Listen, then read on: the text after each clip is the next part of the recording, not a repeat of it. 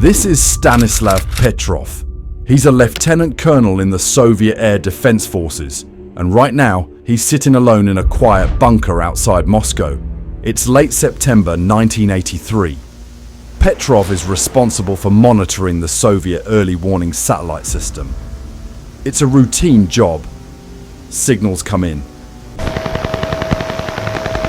Everything is reported up the chain. Nothing unusual happens. Until tonight. Suddenly, alarms start to flash across his console. The computer tells him something is incoming. Missiles from the United States, headed straight for the Soviet Union.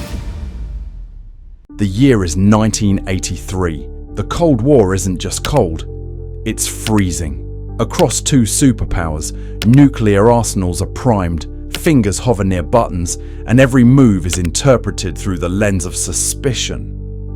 In the United States, President Ronald Reagan has just labeled the Soviet Union the evil empire. American military spending is skyrocketing. That budget is much more than a long list of numbers. For behind all the numbers lies America's ability to prevent the greatest of human tragedies and preserve our free way of life in a sometimes dangerous world. New missiles are being stationed in Europe, close enough to hit Moscow in minutes. In the Kremlin, the atmosphere is tense. Soviet leaders are aging and deeply suspicious of the West. They believe the Americans are planning a surprise first strike, a devastating nuclear attack that could wipe out the Soviet Union before it has a chance to respond. And they're not entirely wrong to be nervous.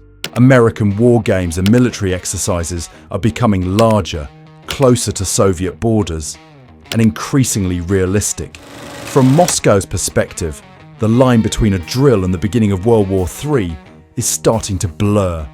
Behind closed doors, the fear seeps into strategy. The Soviets adopt a doctrine of launch on warning. The idea is simple and terrifying. The moment their early warning systems detect incoming missiles, they must retaliate immediately. Any hesitation would mean annihilation. In theory, this strategy relies on flawless technology. But there's a problem. The technology isn't flawless. In fact, it's brand new.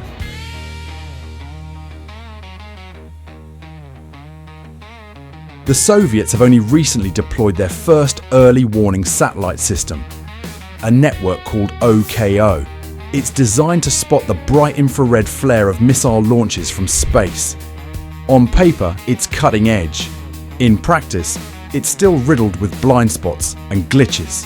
And yet, Soviet leadership places absolute faith in it. Meanwhile, ordinary citizens on both sides of the Iron Curtain live their lives in blissful ignorance. All the while, in command bunkers buried beneath forests and fields, men sit at consoles waiting for signals. Signals that could change everything. The world doesn't know it yet, but in just a few months, a single alert from this fragile system will trigger the most dangerous false alarm in history. In the early 1980s, the Soviet Union unveiled one of its most ambitious technological projects yet. A secret satellite network designed to watch the skies for signs of a nuclear attack. It was called OKO, which means eye in Russian. From high above the Earth, these satellites would look down on American missile silos, scanning the horizon for the unmistakable flash of a launch. Within seconds, they'd relay the data back to command bunkers near Moscow, where teams of officers monitored consoles around the clock. It was a system built for one purpose: to give the Soviets just enough warning to fire back. But behind the steel doors and blinking control panels, OKO was far from perfect. The network was still new, and the detection method itself, relying on sunlight reflecting off the Earth's atmosphere, was fragile. A bright flare at the wrong angle could be misread as a launch. Inside the bunkers, the system's authority was absolute. If OKO said missiles were incoming, operators were trained to trust it. At the center of this network were men like Stanislav Petrov. Petrov wasn't a high-ranking general or a political figure. He was a lieutenant colonel with a technical background, trained to interpret OKO's data and decide whether an alert was real. For most of his shifts, nothing happened. But beneath the surface, everyone knew how dangerous a single glitch could be. In this environment, the machine became the truth. If the satellites detected a launch, the information would be passed up the chain to the Soviet leadership, who then had mere minutes to decide whether to retaliate with thousands of nuclear weapons.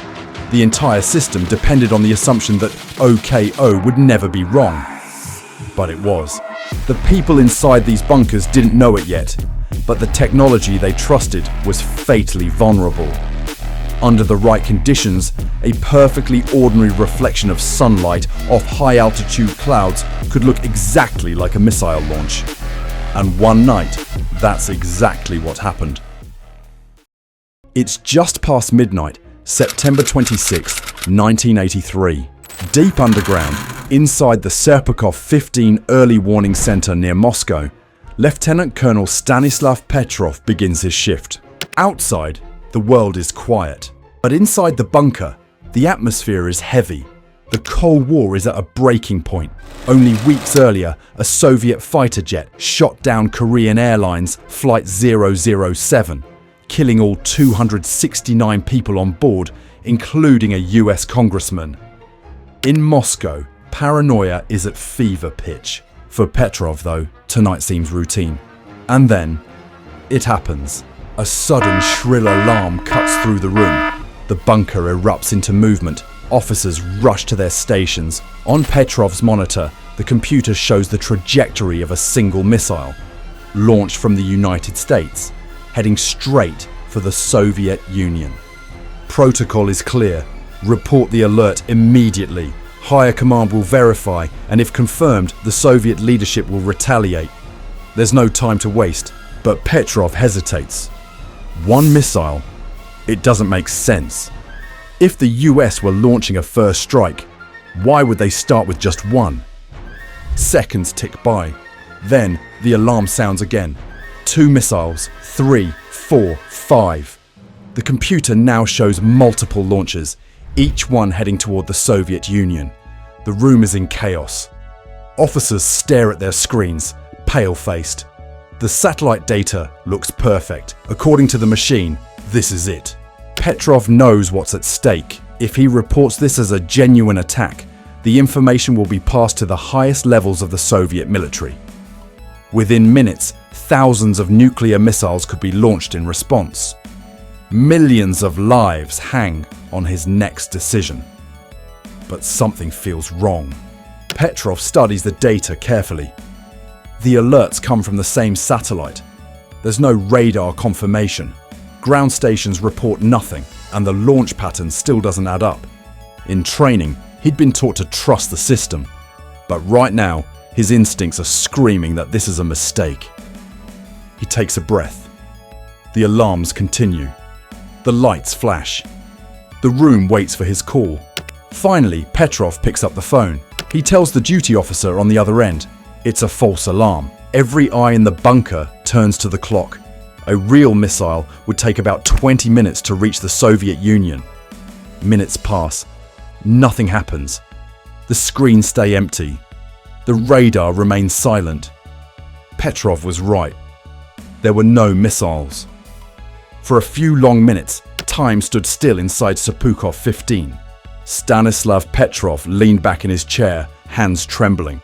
He wasn't supposed to decide. His job was to report.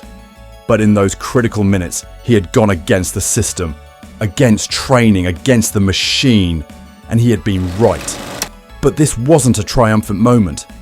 It was dangerous. The Soviet military machine didn't reward improvisation. It punished deviation. If he had been wrong, he would have been responsible for the Soviet Union's destruction. Petrov filled out the incident report. Choosing his words carefully, he described the satellite alerts. He explained his reasoning, the lack of radar confirmation, the illogical launch pattern.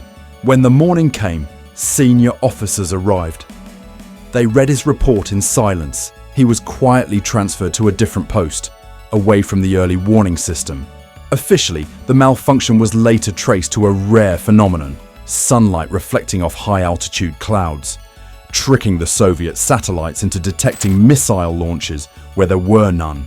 The entire early warning network was meant to be infallible, the ultimate safeguard against American aggression. To admit that one man's gut feeling had saved the world would expose that the system itself wasn't trustworthy, so Petrov's actions were buried